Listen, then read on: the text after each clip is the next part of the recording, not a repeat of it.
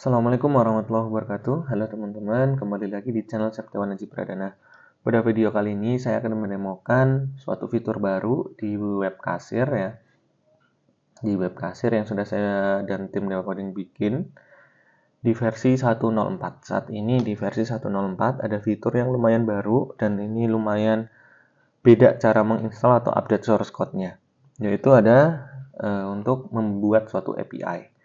Jadi, kabar baiknya saya dan tim ini mengembangkan web kasir yang awalnya web aja, sekarang akan mau ditambahin aplikasi Flutter. Jadi nanti memudahkan teman-teman untuk sebagai user interface-nya pakai HP ya. Dan nanti datanya tetap akan masuknya ke web ini. Jadi aplikasi Flutter-nya atau aplikasi mobile-nya, aplikasi Android-nya itu digunakan sebagai untuk di kasirnya gitu. Nanti akan cari barang, create barang, dan next-nya sampai kayak di Indomaret atau Alfamart gitu loh. Jadi kita bisa scan barcode yang ada di produk, kemudian data langsung masuk ke sistem. Nanti kalau ada orang beli, kita tinggal scan barcode-nya, nanti informasi produk langsung muncul. Seperti itu ya teman-teman ya. Ini cocok untuk toko retail, toko-toko kelontong, atau toko-toko yang produk-produknya itu ada barcode-nya. Jadi nanti identitasnya itu dari barcode itu. Jadi nggak usah inputin manual satu-satu. Ya. Jadi di sini ada API. Nah, API ini digunakan untuk komunikasi dengan Flutter. Ya, ini untuk komunikasi dengan Flutter-nya. Kita bikin di sini suatu API documentation. Di sini saya menggunakan Swagger namanya. Swagger ini adalah untuk pembuatan dokumentasi API ya. Jadi otomatis udah di webnya. Dulu kami pakai Postman seperti itu, tapi sekarang lebih nyaman pakai Swagger ini, gitu ya teman-teman ya. Nah, library yang dipakai adalah ini L5 Swagger ya. Nyebutnya apa nih? L5 atau L5 Swagger. Ini kami yang pakai itu library ini.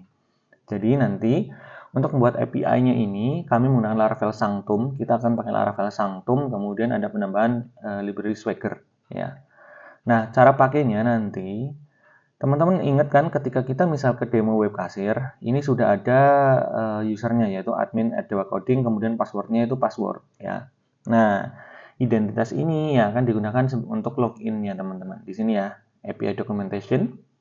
Usernya sama, jadi usernya adalah user yang bisa mengakses websitenya juga. Nah, ketika klik ke bawah, itu ada API-nya. Itu API-nya adalah API/login. Ya, kemudian kita try it out. Nah, di sini sudah ada existing formnya atau data yang akan dikirimkan, parameternya. Nah, di sini menggunakan metode post, kemudian request body-nya seperti ini, JSON ya, request body-nya JSON di sini. Kemudian kita execute. Nah, ketika execute, nanti akan dapat respon dari server seperti ini teman-teman. Ini sudah langsung bisa mengakses API-nya ya. Kita dapat namanya seperti ini responnya. Sukses message data. Default yang biasa saya dan tim Dewa Coding pakai ya sukses message data.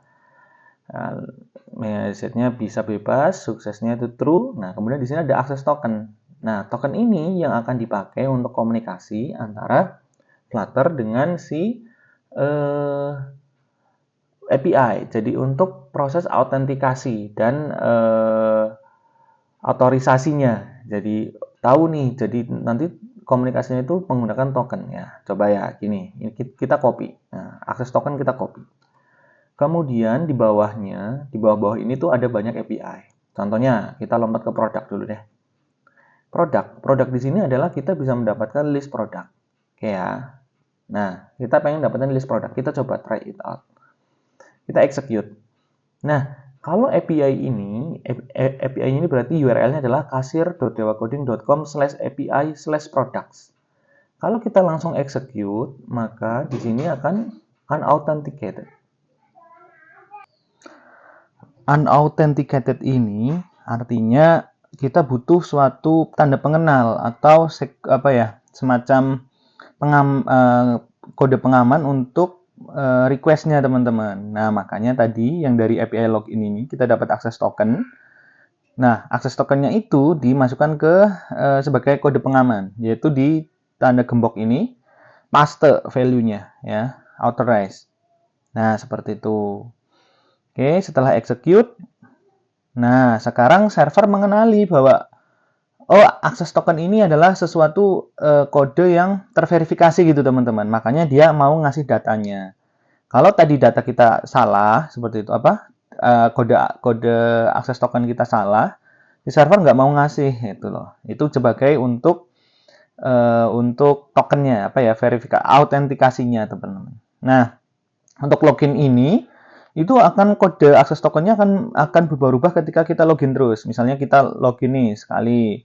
Nah, ini akan seperti ini. Kemudian klik lagi, execute lagi. Nah, nanti akan dia kode berubah-ubah. Tapi kode berubah-ubah ini itu sudah disimpan di server dan kalau kita misalnya ganti yang tadi API-nya ya, oke, logout, kemudian paste di sini, itu sama, akan sama ya. Jadi tetap server itu mengenali bahwa kita itu merequest dengan apa kasih token atau kasih kode pengaman dan itu benar. Kalau misalnya coba kita ya, teman-teman tadi ubah satu karakter aja, misalnya ini di paste itu di belakang ada angka 6 ya, kita hapus angka 6-nya, authorize, kemudian execute, maka dia nggak mau teman-teman, karena kode tokennya itu salah. Ya, kita coba.